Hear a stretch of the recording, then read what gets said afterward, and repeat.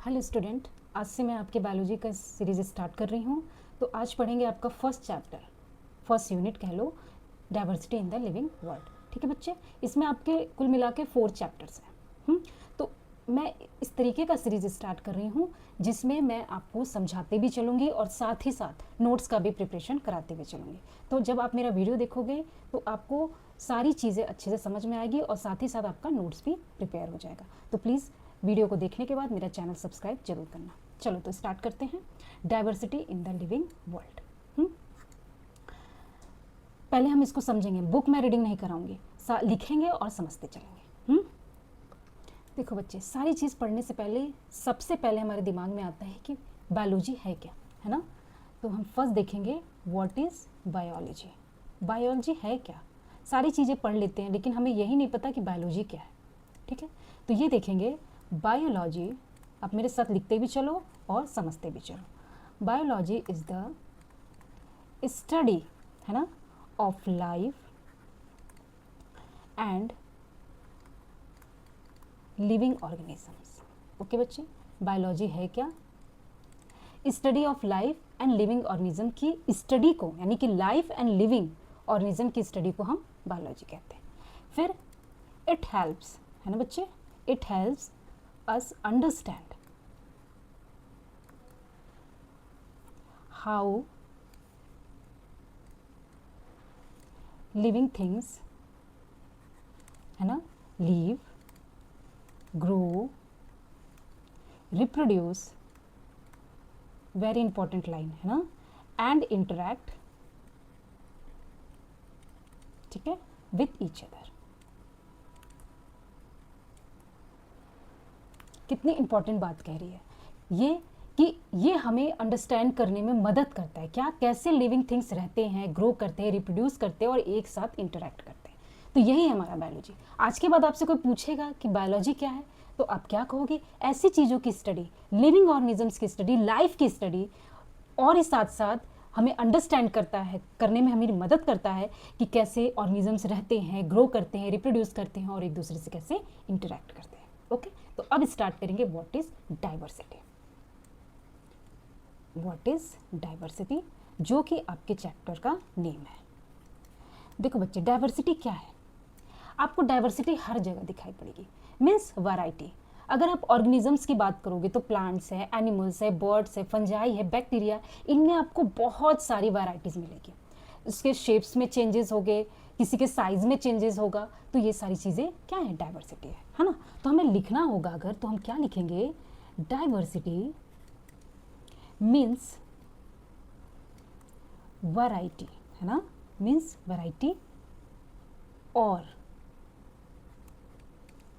Different types.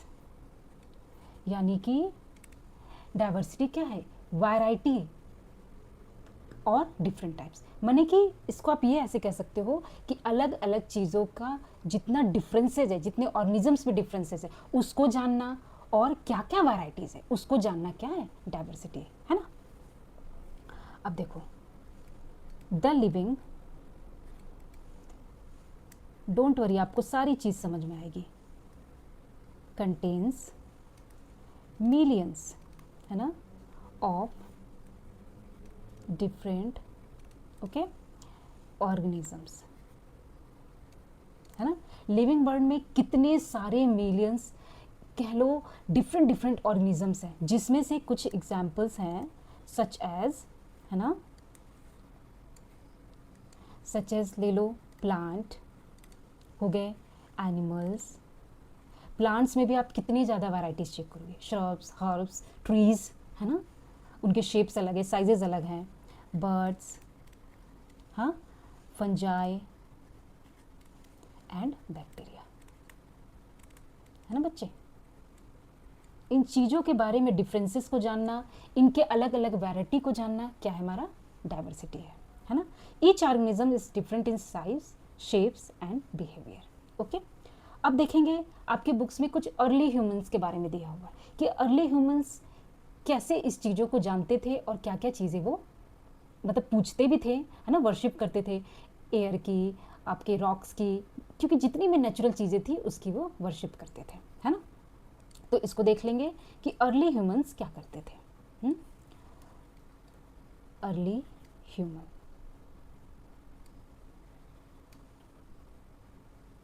Early humans की बात करेंगे तो लॉन्ग अगो, है ना, पीपल कुड ईजिली, मेरे साथ साथ अगर आप नोट्स बनाते जाओगे तो आपको समझ में भी आएगा और साथ ही आपका नोट्स भी प्रिपेयर हो जाएगा, है ना। द डिफरेंस बिटवीन, है ना, living things and non living things.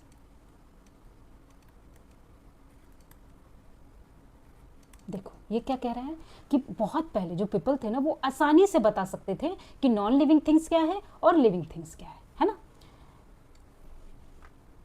Living things में पता ही आपको क्या आएगा, प्लांट, एनिमल्स एंड ह्यूमन, है ना, ये आपकी क्या है, लिविंग थिंग्स है। और नॉन लिविंग थिंग्स में क्या आएंगे, रॉक्स, वाटर एंड एयर। ये सारी चीज़ें उनको पता थी कि लिविंग थिंग्स ये होते हैं और non living things rocks, water, air होते हैं, है ना। और दे इवन वर्शिप्ड, मैंने बताया कि वो क्या करते थे, इनकी पूजा भी करते थे, है ना। हाउएवर दे डिड नॉट, अब देखो ये कितनी अच्छी लाइन है, they did not understand nature,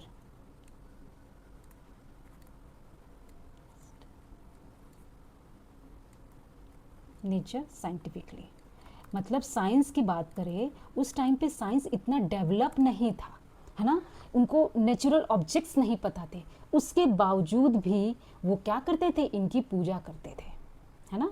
किन किन चीज़ों की, विंड, सी एंड फायर, इन सब चीज़ों की ये पूजा करते थे। क्लियर, बिकॉज क्यों करते थे भाई, जब उनको नहीं नॉलेज था, because they were amazed bye their power, क्योंकि उनको ये पता था कि इनके अंदर क्या होता है, पावर होता है, और वो उस चीज़ से डरते थे, वो आग से डरते थे। अगर हिस्ट्री देखा होगा तो वो आग से डरते थे, वो पानी से डरते थे, वो हवा से डरते थे, लेकिन फिर धीरे धीरे उन्होंने आग जलाना सीखा, फिर आग में अपने खाने को, फूड को पका के खाना चालू किया, ये सारी चीज़ें उनको धीरे धीरे अंडरस्टैंड होने लगी, है ना। अब देखेंगे फिर ये सारी चीज़ें हुई, उसके बाद क्या हुआ, धीरे धीरे बायोलॉजी में डेवलपमेंट आया। तो वो डेवलपमेंट कैसे आया, क्या क्या चीज़ें थी, ये सारी चीज़ें हम देखें। सारा आपके एनसीईआरटी की जो बुक है ना उस पर बेस्ड ये नोट्स है। ये मैं आपको इसलिए प्रिपेयर करा रही हूँ कि जब आप इस क्लास को पढ़ लोगे और जब आप उस नोट्स को थॉरली चेक करोगे तो आपको सारी चीज़ें समझ में आएगी और एक एक लाइन आपको बुक का समझ में आ जाएगा, ठीक है। तो अब क्या देखेंगे, डेवलपमेंट, डेवलपमेंट ऑफ बायोलॉजी, बायोलॉजी का डेवलपमेंट कैसे हुआ, ठीक है। एज ह्यूमन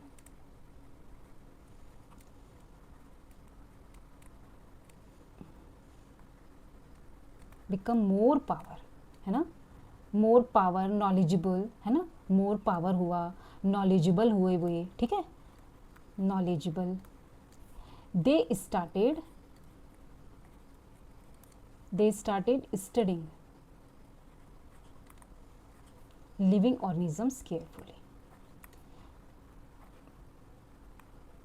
अब देखो पहले के टाइम पे इतनी साइंस डेवलप नहीं थी, लोग इतना ध्यान नहीं देते थे, लेकिन जैसे जैसे चीज़ें आगे आते गई और बायोलॉजी में विकास होता गया तो साइंटिस्ट हमारे क्या किए, इन सारी चीज़ों को बहुत ही गौर से देखने लगे। किन किन चीज़ों को बहुत ध्यान से देखने लगे, वो देखो, साइंटिस्ट बिगन टू, है ना, ऑब्जर्व ऑर्गेनिज्म, क्या करने लगे, ऑर्गेनिजम्स को ऑब्जर्व करने लगे, ठीक है, ऑब्जर्व करने लगे, sorry.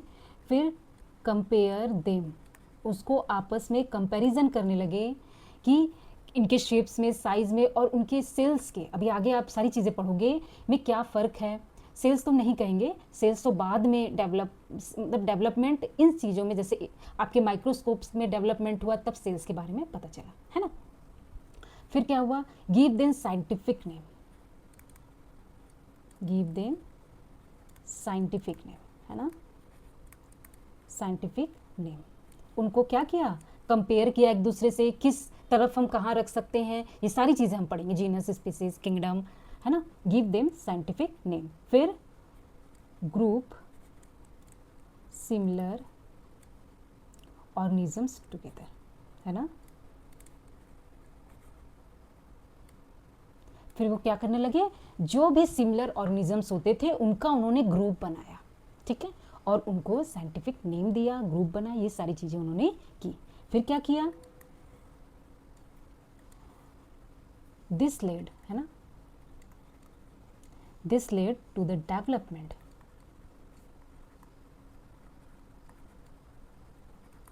Development of identification, nomenclature, फिर क्या हुआ, एंड क्लासिफिकेशन, ठीक है। जब ये सारी चीज़ें साइंटिस्ट ने करनी शुरू कर दी, तब फिर यही चीज़ों में क्या हुआ, डेवलपमेंट हुआ। क्या डेवलपमेंट हुआ, ऑर्गेनिजम्स के आइडेंटिफिकेशंस, नॉमेनक्लेचर और क्लासिफिकेशन में डेवलपमेंट हुआ। तो अब ये सारी चीज़ें आपको समझ में आई। अब नेक्स्ट क्या है कि हम ऑर्गेनिजम्स को क्लासीफाई ही क्यों करते हैं, ये हमारा सबसे बड़ी ज़रूरत क्या है हमें जीनस, स्पीसीज, ये सारी चीज़ों में डालने की। इजी तरीके से हमें पढ़ सकते हैं, लेकिन नहीं, आपको ऑर्गेनिजम्स इतने सारे मिलियंस में हैं कि सबको पढ़ना आसान नहीं होगा, इसीलिए उसको क्लासीफाई करते हैं। ताकि हम किस तरह से क्लासीफाई करेंगे, उनके फीचर्स, शेप्स की जितनी भी कैरेक्टरिस्टिक्स, उसकी सिमिलैरिटीज़ होंगी, उनको एक ग्रुप में डालेंगे ताकि उनको पढ़ना आसान होगा। जैसे इन ऑर्गेनिजम्स की ये फीचर्स होते हैं, ये शेप होता है, ये साइज होता है, तो उस तरह के ऑर्गेनिजम्स को एक ग्रुप में डाल दिया तो पढ़ना आसान हो गया, है ना। तो अब क्या करेंगे, सबसे बड़ा, है ना, why do we classify organisms, हमें ऑर्गेनिजम्स को क्लासीफाई करने की ज़रूरत क्यों पड़ रही है, क्यों है ना। क्योंकि देयर आर मिलियंस ऑफ, जैसा कि मैंने आपको बताया, मिलियंस ऑफ लिविंग ऑर्गेनिजम्स। कितने बच्चे, मिलियंस ऑफ लिविंग ऑर्गेनिजम्स है, तो उनको स्टडी करना बहुत मुश्किल हो जाएगा। लेकिन अगर हम क्लासिफिकेशन करेंगे तो हमें किन किन चीज़ों में हेल्प करता है वो देखो, ठीक है। क्लासिफिकेशन हेल्प अस किन चीज़ों में, आइडेंटिफाई, है ना, ऑर्गेनिजम्स ईजिली, मतलब हम ऑर्गेनिजम्स को ईजिली आइडेंटिफाई कर पाएंगे कि इस ग्रुप में ये वाले ऑर्गेनिजम्स हैं, है ना। दूसरी बात, स्टडी देम सिस्टमैटिकली, है ना, उसको सिस्टम की तरह, कैसा सिस्टम, जैसे कि उनके किंगडम क्या है, उनका जीनस क्या है, उनका साइंटिफिक नेम क्या है, उनको बहुत ही सिस्टमैटिकली तरीके से हम उसको स्टडी कर सकते हैं, है ना। स्टडी देम सिस्टमैटिकली, ओके बच्चे। थर्ड बात क्या है, अंडरस्टैंड सिमिलैरिटीज एंड डिफरेंसेस, ठीक है, understand similarities and differences, okay. और भी इंपॉर्टेंट चीजें हैं, नो देयर इवोल्यूशनरी, ठीक है, रिलेशनशिप, क्योंकि हमारे जीवों का, मेरे ऑर्गेनिजम्स का डेवलपमेंट कैसे हुआ, उसमें इवोल्यूशंस कैसे कैसे हुई, ये रिलेशनशिप हमें पता चल जाएगी। जैसे किस तरह से आपने क्लास 8 में पढ़ा होगा, ऑरिजिन्स ऑफ लाइफ कैसे हुई, फिर यूनिसेलुलर ऑर्गेनिज्म से वो मल्टी सेलुलर बने, फिर एक्वाटिक एनिमल्स का विकास हुआ, अब ह्यूमन सेपियंस, है ना, ह्यूमंस की बात करें तो उनके पूर्वज कौन है, ये इवोल्यूशनरी रिलेशनशिप आपको कैसे पता चलेगा, ये सारी चीज़ों से पता चलेगा, ओके। जैसे कि आपको एक मैं दिखा देती हूँ एग्जाम्पल, अगर आप ये लिखोगे कि क्या क्या इंपॉर्टेंट डिस्कवरी, आपको अभी आगे समझ में आएगा इवोल्यूशनरी रिलेशनशिप कैसे, है ना। आप बस वीडियो में बने रहो, आपको हर एक एक चीज़ समझ में आ जाएगा।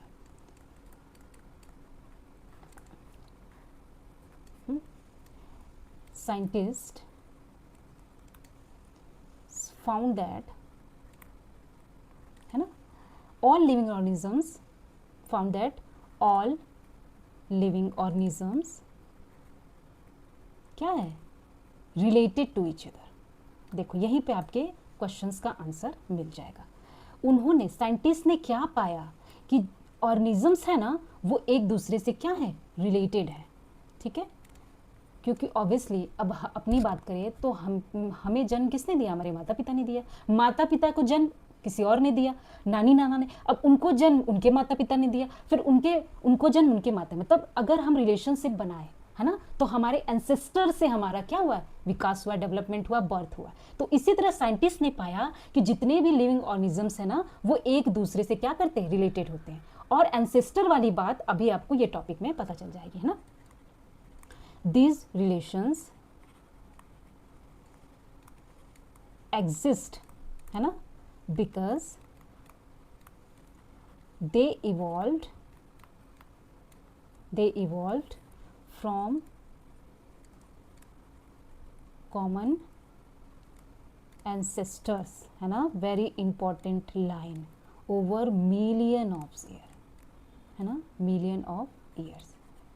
यानी कि साइंटिफिक है, ये क्यों एग्जिस्ट है, क्योंकि इनमें क्या इवोल्यूशन होता गया, इनके एक कॉमन एंसेस्टर है ना, उसी से इनका इवोल्यूशन होता गया और ये डिफरेंट स्पीसीज के हो गए। जैसे कि अगर मैंने बताया यूनिसेलुलर ऑर्गेनिज्म से मल्टी सेलुलर बने, फिर aquatic animal, fish, amphibians, reptiles, dinosaurs, ये सारी चीज़ें कैसे हो गए, इवोल्यूशन इनमें होता गया और डिफरेंट कुछ चीज़ें विलुप्त हो गए, ख़त्म हो गए, एक्सटिंक्ट हो गए और कुछ आगे बढ़ते गए। सारी चीज़ों को हम पढ़ेंगे, है ना। तो एक आपको एग्जाम्पल के रूप में देख लो कि मैं कहना क्या चाह रही हूँ, है ना। तो जैसे इसको लिख लेना जरूर आप। सिंपल यूनिसेलुलर की अगर बात करेंगे, यूनिसेलुलर ऑर्गेनिजम्स, है ना, अगर आप क्लास 8 का अगर आपको याद होगा कि ऑरिजिन कैसे हुआ था लाइफ का, तो आपको चीज़ें समझ में आ जाएंगी। फिर मल्टी सेलुलर ऑर्गेनिजम्स बने, है ना, यूनिसेलुलर ऑर्गेनिज्म से इवोल्यूशन होते गया, फिर मल्टी सेलुलर ऑर्गेनिज्म बने। फिर क्या हुआ, अर्ली इक्वेटिक, है ना, एनिमल्स बने। फिर एक चीज़ हमेशा याद रखना कि ये जितना सीधा लिखवा रही हो ना मैं, ऐसा सीधा होता नहीं है। एक ट्री, ये सीधी लाइन में कभी इवोल्यूशन और डेवलपमेंट नहीं होता है, ये एक ब्रांचिंग, जैसे ब्रांचिंग ट्री होती है ना वैसे ही होता है। ठीक है, फिर हुआ फिश बने। फिर क्या बने, एम्फीबियंस। ये भी आगे आप पढ़ोगे, एम्फीबियंस क्या होते हैं, ऐसे जानवर, ऐसे एनिमल्स जो क्या होते हैं, पानी में भी रहते हैं और ज़मीन पे भी रहते हैं। फिर क्या बने एम्फीबियंस के बाद, रेप्टाइल्स, है ना, देखो कैसे कैसे हुआ। फिर रेप्टाइल्स के बाद डायनासोर्स, उसके बाद birds, then synapsid,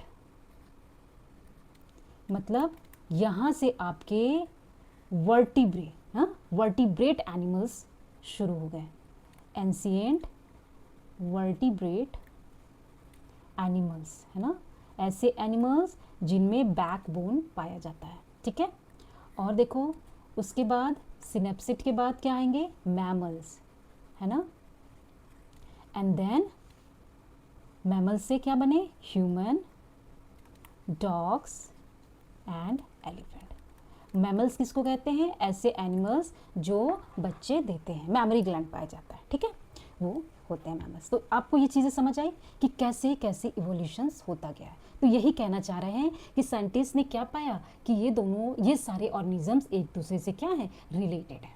okay, I think आपको ये बहुत अच्छे से समझ में आ गया होगा। आगे चलते हैं, अब देखेंगे what is important of biodiversity, है ना, इम्पोर्टेंस ऑफ बायोडाइवर्सिटी। ठीक है, हमारा मेनली क्या है, बायोडाइवर्सिटी पढ़ना हमें। डाइवर्सिटी जो मैंने आपको बताया उसमें नॉन लिविंग थिंग्स, लिविंग्स आते हैं, लेकिन बायो का मतलब क्या हो गया, लिविंग थिंग्स। तो हमें डाइवर्सिटी किस में देखना है, लिविंग थिंग्स में, है ना। तो इसकी ज़रूरत क्यों है, first understanding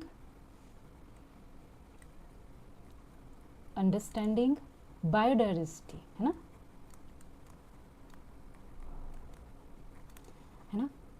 teaches us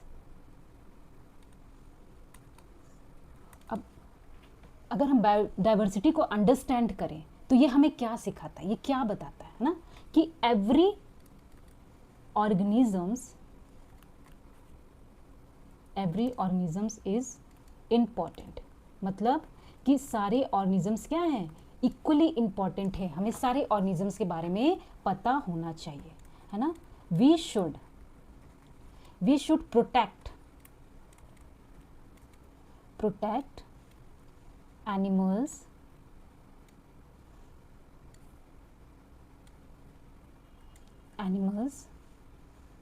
and their habitat,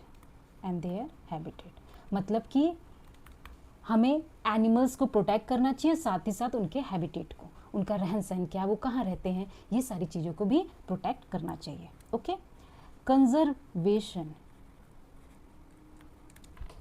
of biodiversity is necessary to maintain ecological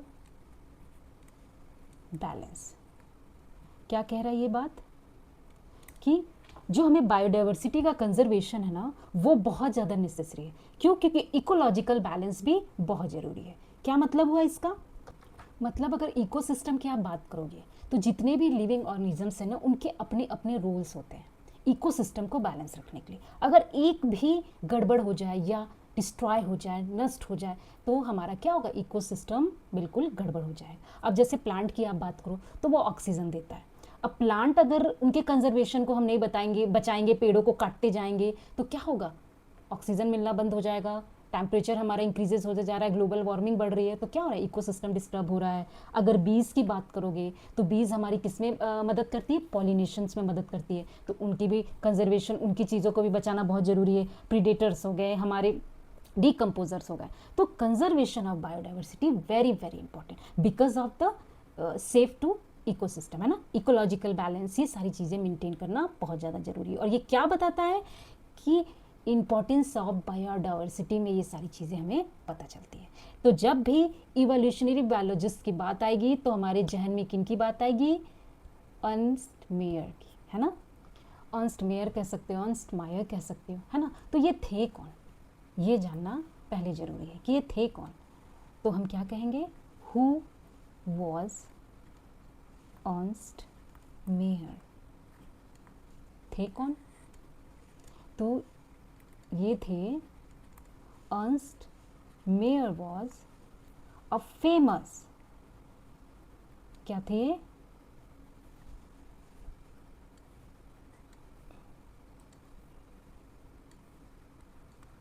a famous evolutionary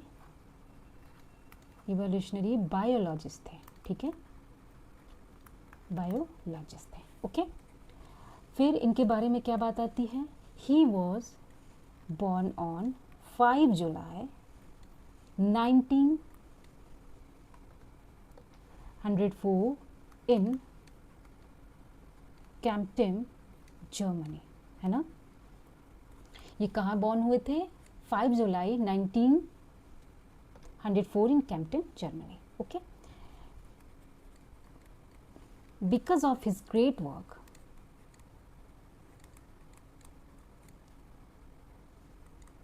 किसमें, इन इवोल्यूशन, है ना, ही इज कॉल्ड, अगर इनके ग्रेट वर्क की बात करें किस क्षेत्र में, किस एरिया में, इवोल्यूशंस में, तो इनको 20th सेंचुरी में इनको क्या कहा जाता था, the Darwin of the 20th century. ये बहुत ही ज़्यादा इम्पॉर्टेंट लाइन है, इसको आपको अच्छे से याद कर लेना है। ओके, अब देखो फेमस क्यों थे ये, है ना, ऐसे ही तो हम किसी को नहीं ना याद करेंगे, ऑब्वियसली वो फेमस क्यों थे, उनकी चीज़ें, वो किन क्या क्या उन्होंने किया था, तो वाई वॉज ही फेमस, मैं इसको इसलिए ऐसे पढ़ा रही हूँ बच्चे कि आपको बहुत अच्छे से चीज़ें समझ में आएंगी। बिकॉज ऑर्निथोलॉजी की बात करें तो स्टडी ऑफ बर्ड, इन्होंने बर्ड्स को स्टडी किया, ठीक है।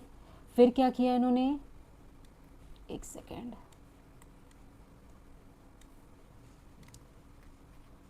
जियोग्राफी की बात करेंगे अगर, है ना, जू जियोग्राफी, इसको क्या बोलेंगे, इसमें क्या हम स्टडी करते हैं, तो क्या लिखोगे आप, study of the geographical distribution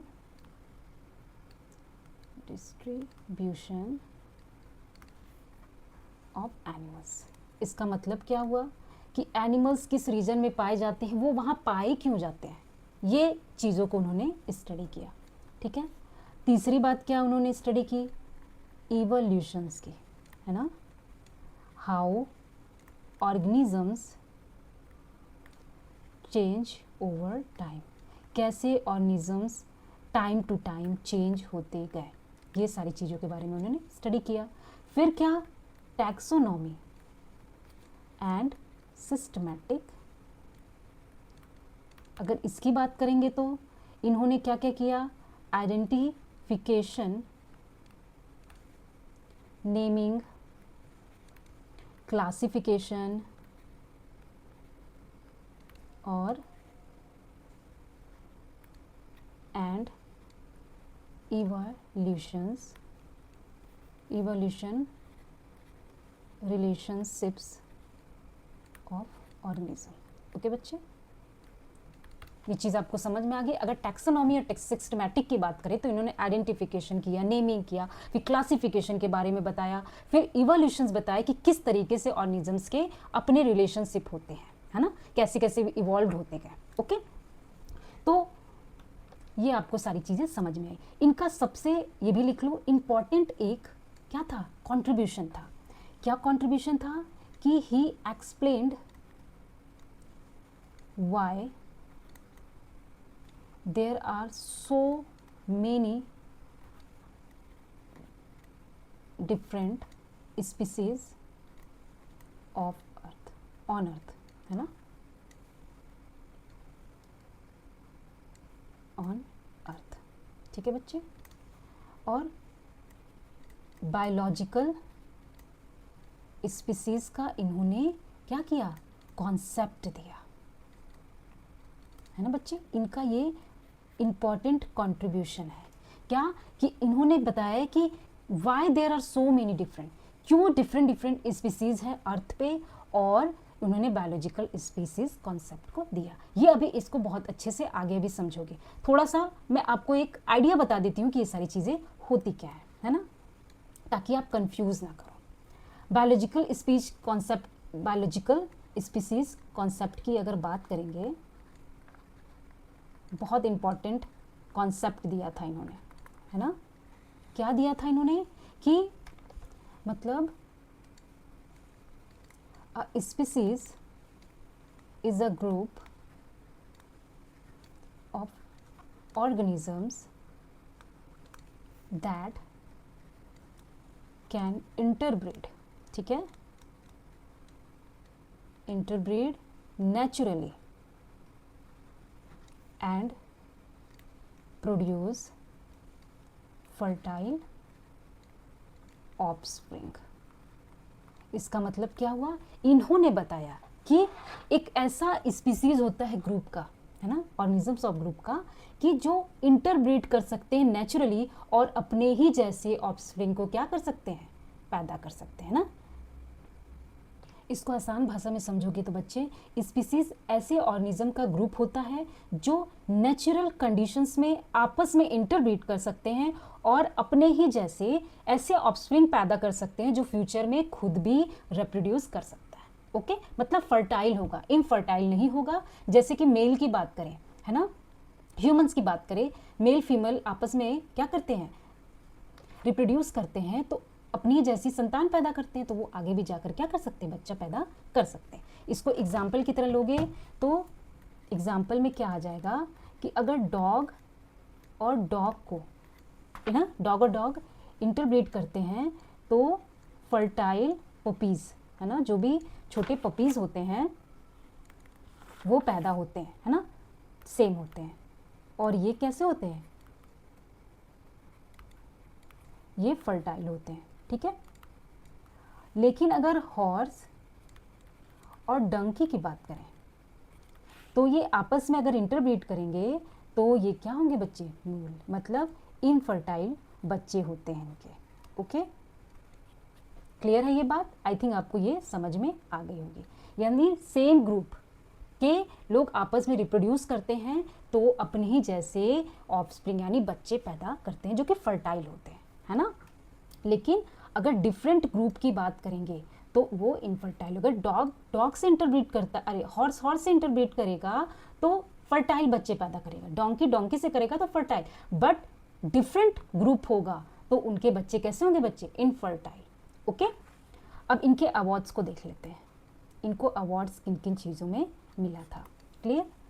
इनको मेजर बायोलॉजी अवार्ड्स मिले थे, जैसे कि फर्स्ट है बाल्जिन प्राइज जो कि इनको 1983 में मिला था। फिर क्या मिला इनको, इंटरनेशनल प्राइज फॉर बायोलॉजी,